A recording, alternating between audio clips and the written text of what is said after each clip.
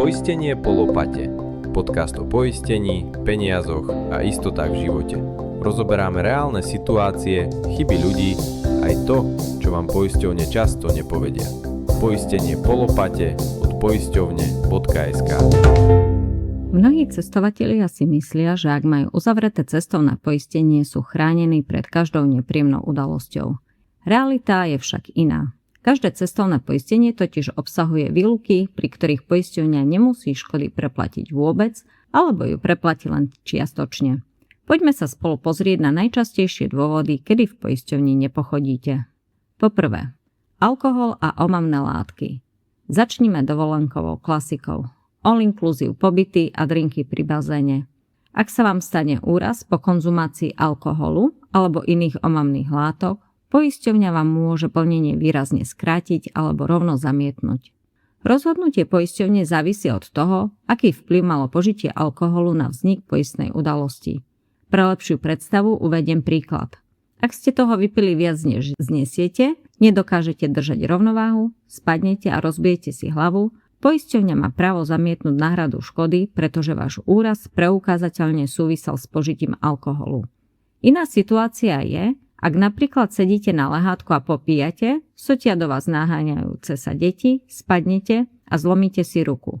Vtedy sa poisťovňa bude na situáciu pozerať inak. Pozor! Poisťovne požitie alkoholu prísne kontrolujú. Vychádzajú buď z policajnej alebo lekárskej správy. Zdôrazňujeme, že aj v prípade zachraňovacích akcií sú splnenia vylúčené škody vzniknuté vplyvom alkoholu, všetkých ďalších návykových látok a škody vzniknuté nadmerným užitím liekov bez lekárskeho predpisu. Poisťovne sa už stretli s prípadmi utopenia v mori v dôsledku požitia alkoholu a bohužiaľ, náklady na záchranu či repatriáciu zosnulého musela rodina uhradiť z vlastných peňazí. Je dôležité vedieť, že požitie omamných látok, napríklad marihuany, je vo výlukách aj v prípade, ak ste v krajine, kde je marihuana legálna. Po druhé, adrenalinové športy.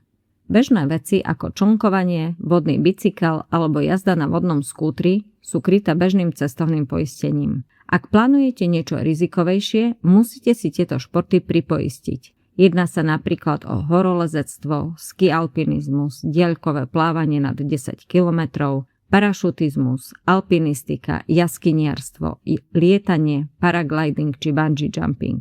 Na plážach sa častokrát môžete stretnúť s ponukou potápackých výletov. Šnorchlovanie berie poisťovňa ako bežnú záležitosť. Ak by ste však chceli ísť na hĺbkový ponor, vo výlukách budú situácie, ak sa potápate bez oprávnenia na potápanie do príslušnej hĺbky, alebo ste sa potápali bez sprievodu kvalifikovaného inštruktora. Konkrétne informácie o športoch, ktoré nie sú poistením kryté, sú uvedené v poistných podmienkach. Ak nie ste si istí, či vám daný šport kryje cestovné poistenie, radšej vopred zavolajte na asistenčnú službu. Po tretie, storno zájazdu a čakacie lehoty. Mnohokrát sa stáva, že si klienti najprv zakúpia zájazd a kúpu cestovného poistenia si nechávajú na neskôr. Nie je to problém, len treba počítať s tým, že poisťovne majú ochranné lehoty. Ak si poistenie storna zakúpite až dodatočne, začne vám platiť 8, respektíve 14-dňová ochranná lehota. Čiže kupovať poistenie storna poplatkov na poslednú chvíľu, keď už tušíte, že nebudete môcť vycestovať, nemá kvôli ochranným lehotám význam. Po štvrté, pes. Ak si beriete na dovolenku aj svojho psíka, je treba vedieť, že škody, ktoré spôsobí pes tretej osobe na zdraví alebo majetku, napríklad pohryzie niekoho alebo roztrhá v penzióne posteľné prádlo, nie sú kryté cestovným poistením. Tieto prípady sú kryté poistením domácnosti, ktoré v rámci zodpovednosti často kryje aj škody spôsobené psom. Po piate, chronické choroby. Pri chronických chorobách kontaktujte pred dovolenkou svojho lekára, aby vám predpísal dostatočné množstvo liekov na celú dĺžku pobytu. Vo výlukách sú totiž chronické ochorenia, ak ste kvôli týmto chorobám boli počas posledného roka hospitalizovaní. Inými slovami, ak váš stav je stabilizovaný a lekár nevidí dôvod, aby vám cestu do zahraničia neodporúčal, cestovné poistenie bude pokrývať prípady nečakaného zhoršenia vašej choroby. Ak ste však boli v poslednom roku hospitalizovaní kvôli chronickému ochoreniu, vtedy budete mať toto ochorenie vo výlukách. Treba si uvedomiť, že poistenie sa principiálne vzťahuje na náhodné udalosti. Ak ste pred dovolenkou ochoreli a začali ste sa liečiť už na Slovensku, vycestujete s tým, že v liečbe budete pokračovať v zahraničí, cestovné poistenie sa na takéto prípady nevzťahuje. Nezabudnite tiež na očkovanie. Ak cestujete do exotiky a vynecháte povinné očkovanie, poistka vám v prípade ochorenia na danú chorobu nepomôže. Po 6. Komplikácie v tehotenstve. Väčšina poisťovní prepláca komplikácie spojené s tehotenstvom len do 26. týždňa.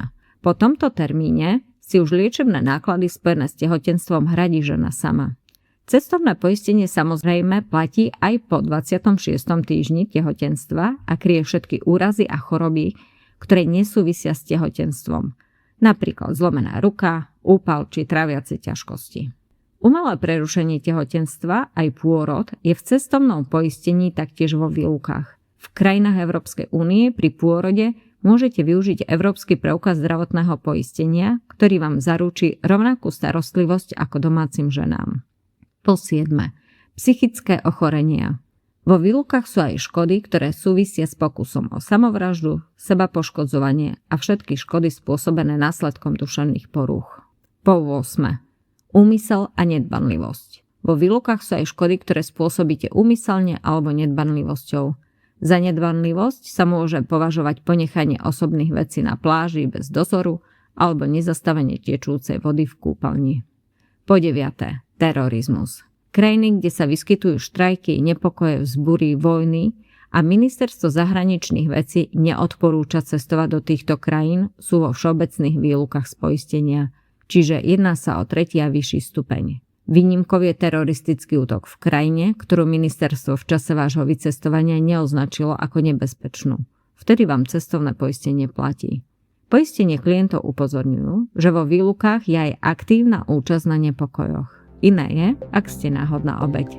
Sme radi, že s nami objavujete svet poistenia. Dávajte si na seba pozor a budeme sa na vás tešiť znova pri ďalšej téme. Ďakujem, že ste si vypočuli dnešnú epizódu. Viac informácií nájdete na našom webe poisťovne.sk.